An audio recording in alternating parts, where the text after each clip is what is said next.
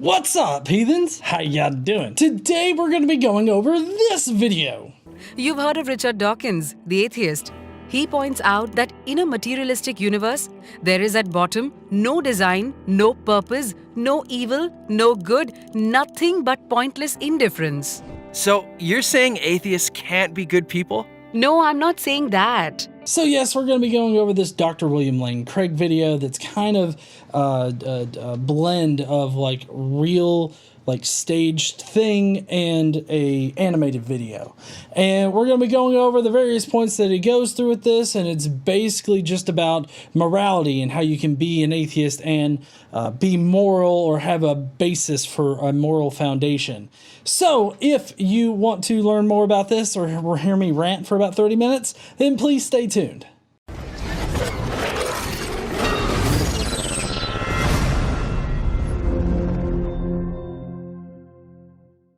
Let's get to it. You know, nobody asked me if I wanted to exist. Yeah, one day, boom, there you are. And you think to yourself, why am I here? Well, what do you think?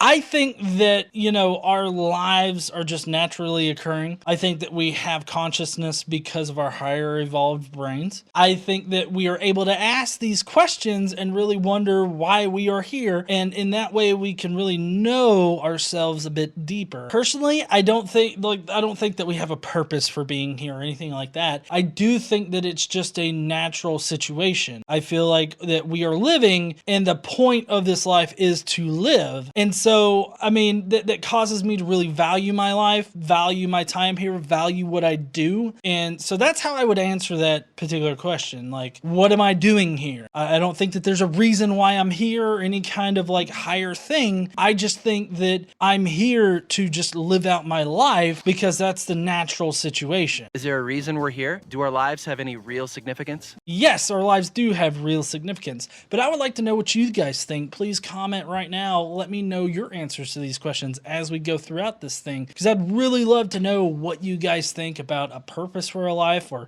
any significance to our lives. Well, that depends On what? on whether or not God exists. No! Wait, hold on.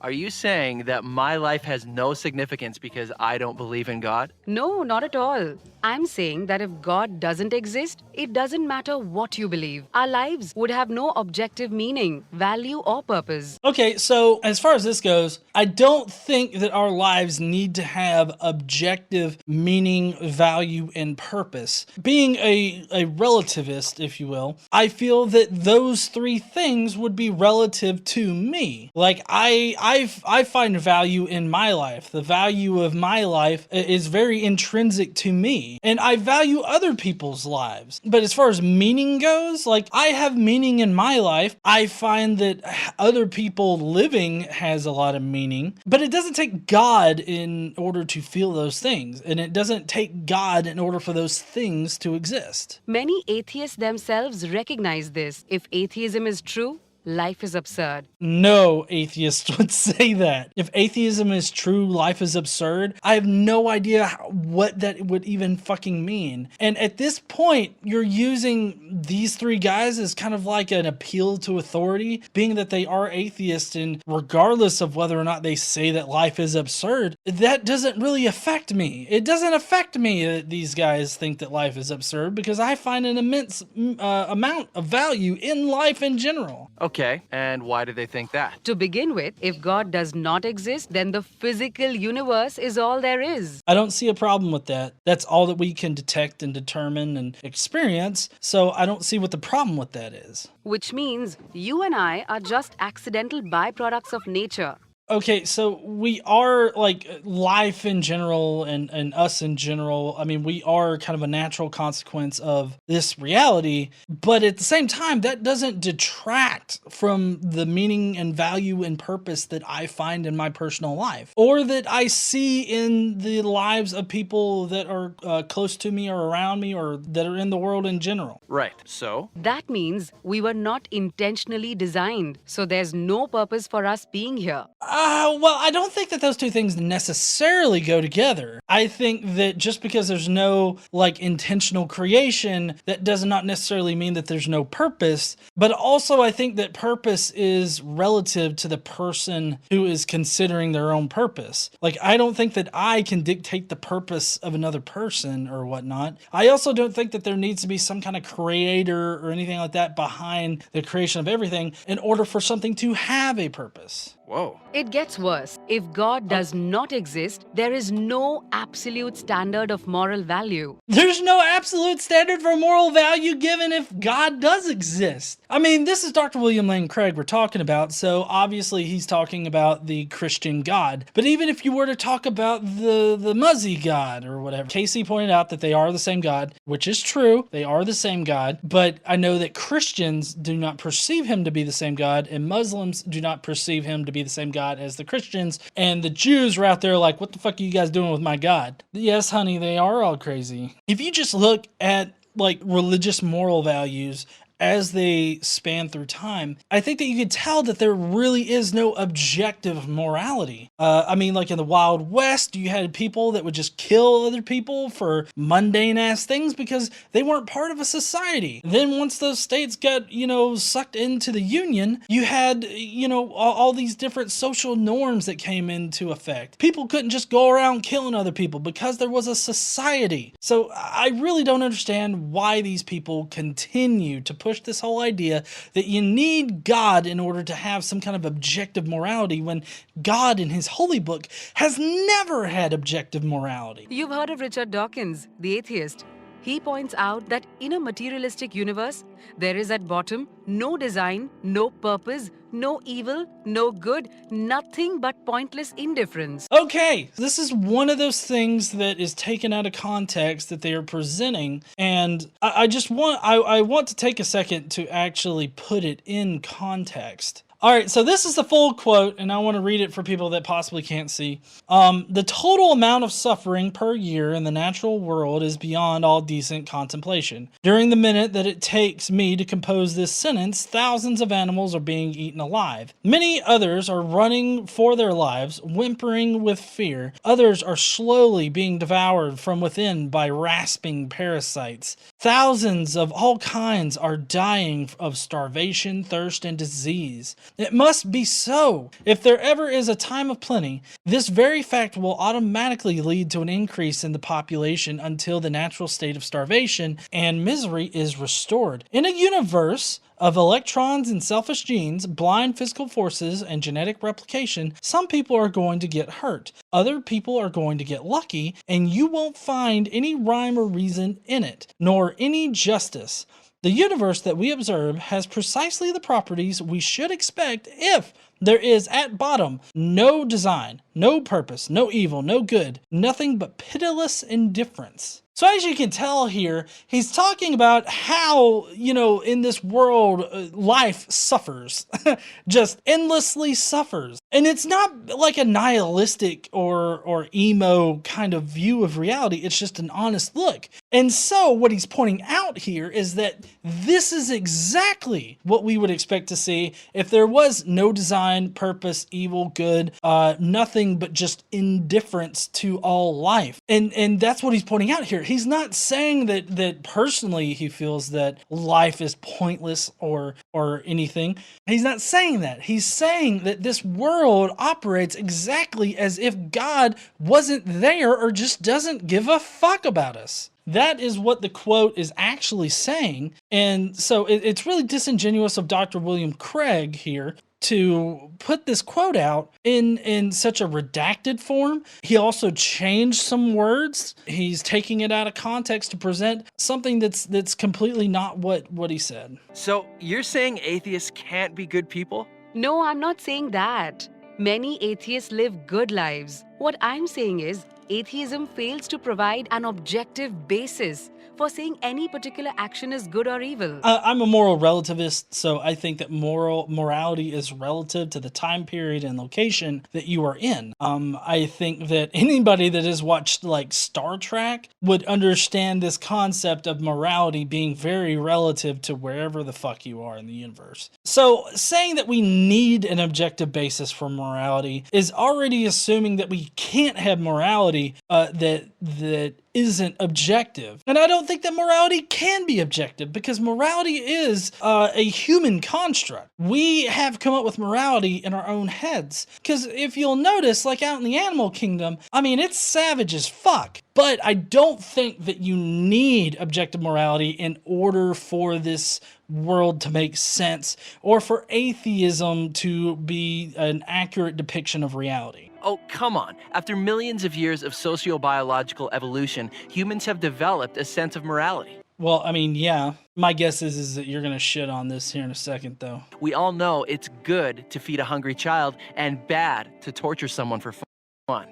Well, okay, yes, it is bad to torture somebody for fun, but I mean, again, that has more to do with empathy. Now, feeding a hungry child, not always the best situation. Like, for instance, there's that one famous picture of the child that is visibly dying, and there's a vulture waiting for the child to die. It's a pretty famous image because a lot of atheists have used it to make a meme off of, talking about, you know, how can your God be good and shit like that. Well, the story behind that is that the photographer that took it was told that he cannot help the local population. Like, he cannot feed that child even though he wants to, because it'll be harmful to the kid. The same thing was said of the Holocaust survivors. When the Allied forces came upon them in the concentration camps, they were not just allowed to give them food because of how small their stomachs were and everything like that. It would have been detrimental to them. We don't need God to know that these things are good and bad. Of course we do.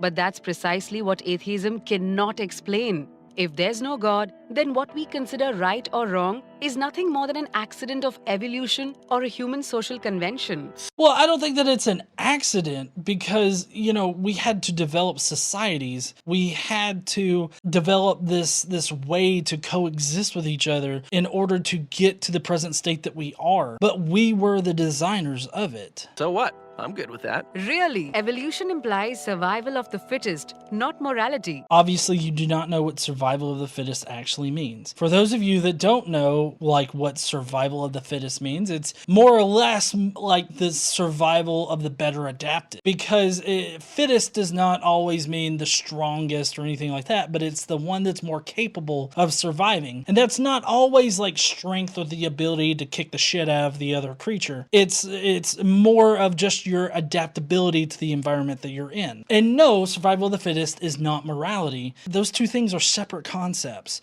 Like, they do not need to be mixed together. And social convention means that racism, intolerance, and cruelty are not really wrong. They just happen to be unpopular. No, that is completely and wholly wrong. When you take into consideration the fact that our societies work the way they do and how modern societies are and how societies have evolved through time, it makes total sense that shit like racism, intolerance, cruelty would be wrong, and we would have taught our children that it was wrong from an early age. In fact, I would suggest that you have to teach children at this point to be racist, to be intolerant, to be cruel in order for them to be that way. Okay, so atheists need to come up with some objective standard for rights and wrongs. No, we don't need an objective standard for rights and wrong. Sam Harris thinks that, you know, you can define objective morality by anything that is, promotes the well-being of conscious creatures. He compares it to health, how we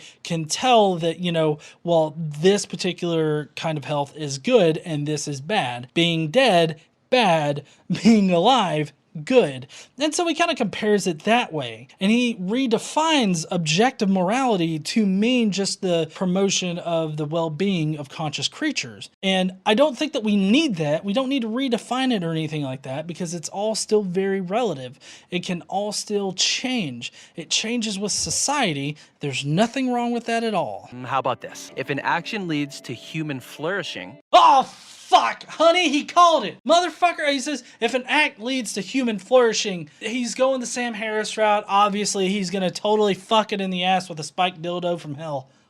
It is uncomfortable. How could a spiked dildo from hell not be uncomfortable? Some people like that kind of shit. Good point there, honey. Stay with the relativism. I like it. Then we can say it's objectively good. And if it doesn't, it's objectively evil. You see, this is why I disagree with Sam Harris redefining objective in this way, is because it really kind of muddies the conversation. I think that it's perfectly fine to be relative in our morality. Morality doesn't have to be objective for it to be a good thing or even to be real. But why think that human flourishing is good? Aren't you being species-centric? Oh my God, did they just say that we're being speciesists? I didn't realize this was like an SJW thingy. Why not refer instead to the flourishing of rats or cabbages? Well, And who gets to decide what contributes to human flourishing?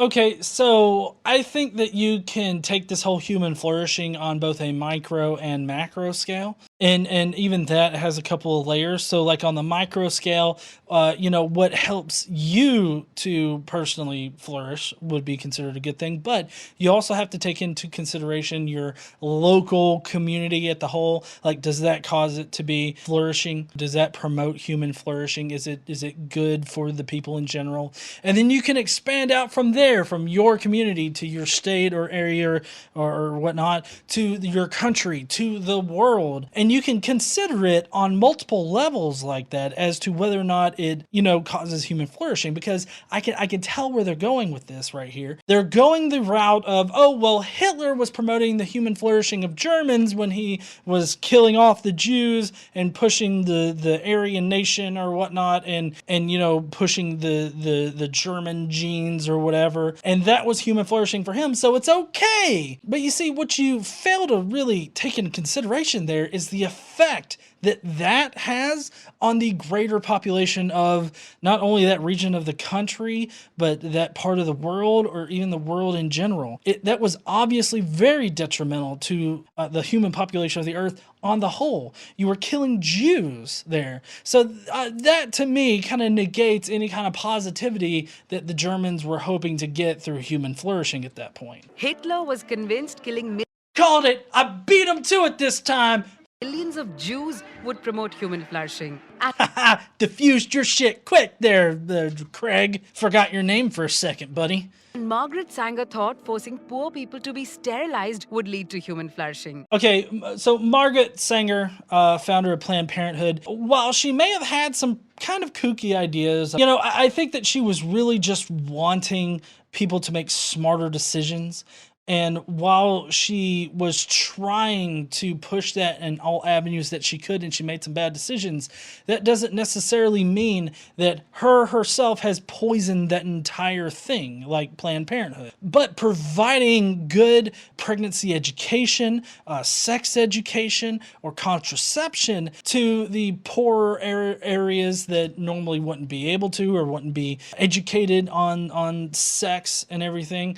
Like, I think providing that does do an overall good for the community. And it's not about being sterilized. It's just about making better decisions on the whole. As Guy Nielsen points out, pure practical reason will not take you to morality. Well, I think that, you can use reason to justify what you think is moral. I don't know exactly what he meant by will not take you to morality. Again, I didn't look up this particular quote, but still, this is just another argument from authority. This guy, regardless of what he actually means by this quote, does not represent atheism as a whole. To morality. So if atheism is true, there is no legitimate basis for saying that behaving one way is worse than behaving any other way. Well, I think that using the social norms of any society, we can say whether or not something is good or bad. I think that we can use our own relative morality that even Christians exemplify can indeed, inform what we think is good and bad. I think that we can use our own reason and intellect to inform ourselves as to how we feel about a certain action. That doesn't take a God. If you have to be told by some magical deity that, do this to be good, then you're not really thinking for yourself. You're allowing somebody else to think for you. And I really, really stress people thinking for themselves. Except for flat earthers. So it really doesn't matter how you live your life. Your day-to-day choices are meaningless. Well, no, your day-to-day choices aren't meaningless. Your life has an immense amount of value. This is the only life that we have. So the choices that you make on a daily basis affect your life and the quality of life that you have. So you have no basis whatsoever to suggest that as an atheist, my choices in life are meaningless. It's depressing. So if there's no God, what happens when you die? Fuck all happens!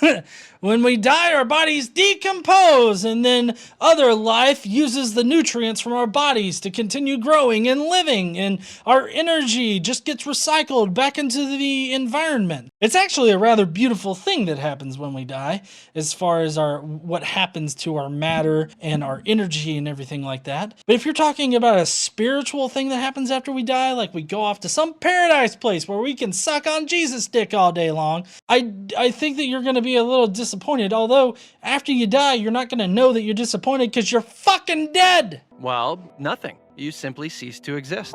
Well, I mean, that's not wrong. We do cease to exist. But the fact that we die and we cease to exist and this life is the only life that we have is the reason why our lives have so much meaning. It's why we find our lives to have an immense amount of value. Right. So one person lives a kind, generous, thoughtful life. Another lives a horrible, violent, selfish life. It doesn't matter. In both cases, the outcome is the same: nothingness. The title here is Married Youth Pastor Sexually Abused a 14-year-old Girl and His Church Hid It. Now, this, of course, is not indicative of every single church that's out there. It's not indicative of every congregation and how they would handle sexual abuse. But you see, this guy, he did it so long ago that he's probably not going to suffer any kind of consequences here in this real life for what he did. Because the congregation of people that found out about it told the victim to hide it. That, he would work it out with God,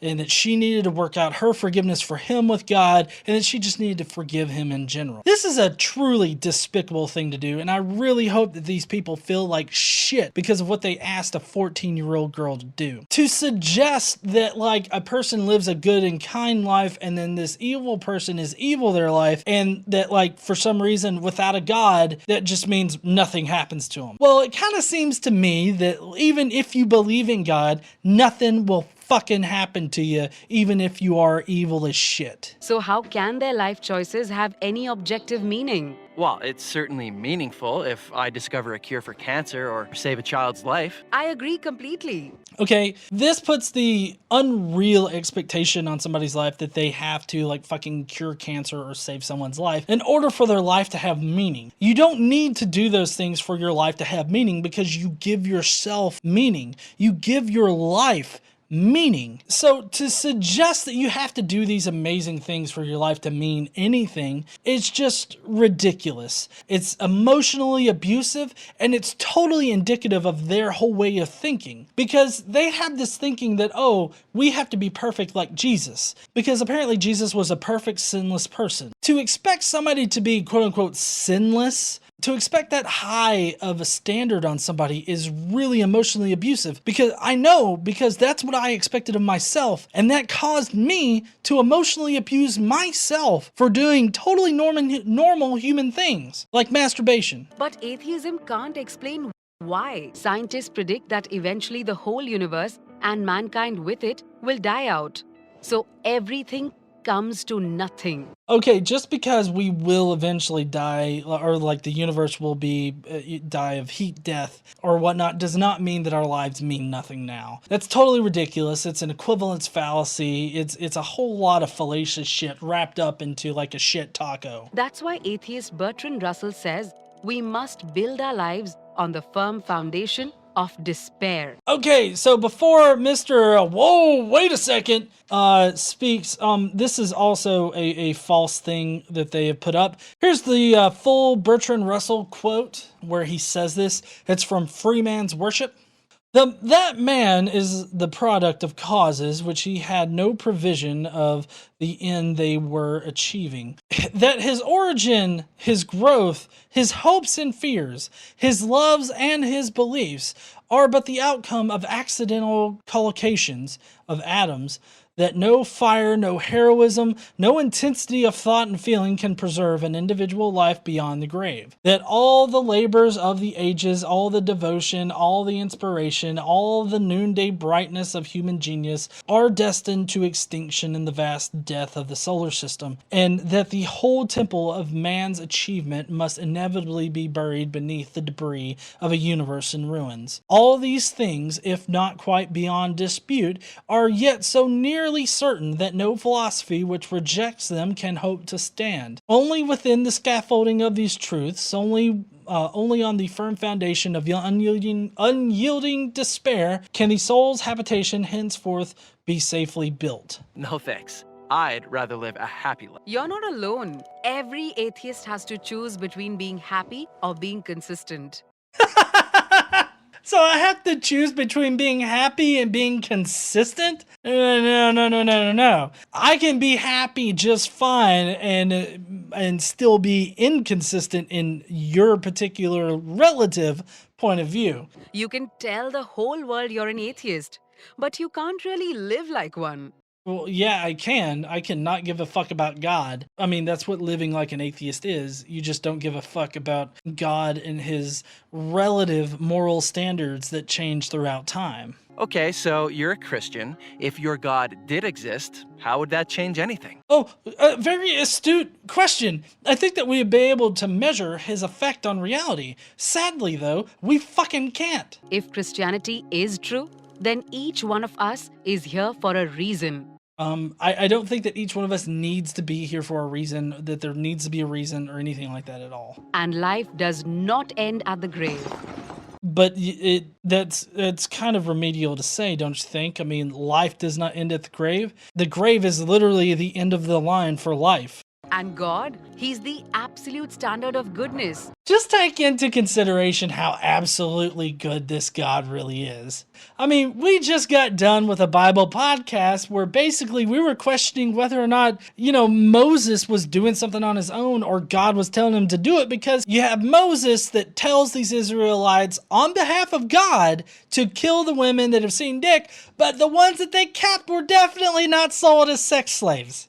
At least that's what apologists want to tell you, but we all know that it was for sex. Otherwise, the women that had known a dick, it wouldn't have mattered if they'd known a dick or not. Anyways, I digress. It's just so funny to me that they talk about this objective moral standard when obviously there is no fucking moral standard in the Bible. He knows you, he loves you, and he intentionally created you. I call bullshit, because that means that God intentionally creates kids with bone cancer. He intentionally does that, but he loves them while he does it.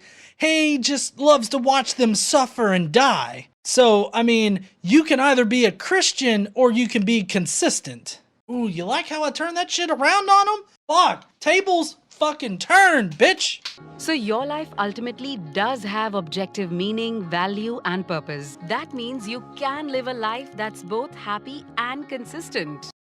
No, actually, Christians have to either be happy or consistent. I just proved that shit, so come up with something better. Well, that doesn't prove Christianity's true. Agreed. I'm simply pointing out that for Christians, living a life that is both happy and consistent is possible. Oh, so the same thing for the Muzzies too. Just to point that out, Muslims, Hindus, anybody else that believes in a God, it's this. So you're not right. For Christians, true, but also other fucking religions that you haven't disproven yet. For atheists, it's not. Nice false dichotomy there, bitch. So what are you going to choose? Jesus Christ. So, like, they didn't have life before then? I mean, who was God shoving snakes up the asses of and giving plagues to? His chosen people. That's right, his chosen fucking people who had lives then. I'm confused. Reasonablefaith.org/mining. You can go there if you want to. I'm not. Thank you, heathens, for making it to the end. Did you happen to leave your comment as you were going through the video about what you thought about the various things that they were bringing up? No? Well, now's the time to go down there and do that. Please leave your thoughts down below. And while you're down there, make sure you smash that like button and subscribe if you like this kind of content. Don't forget to stand up and use your voice, and I will see you heathens later.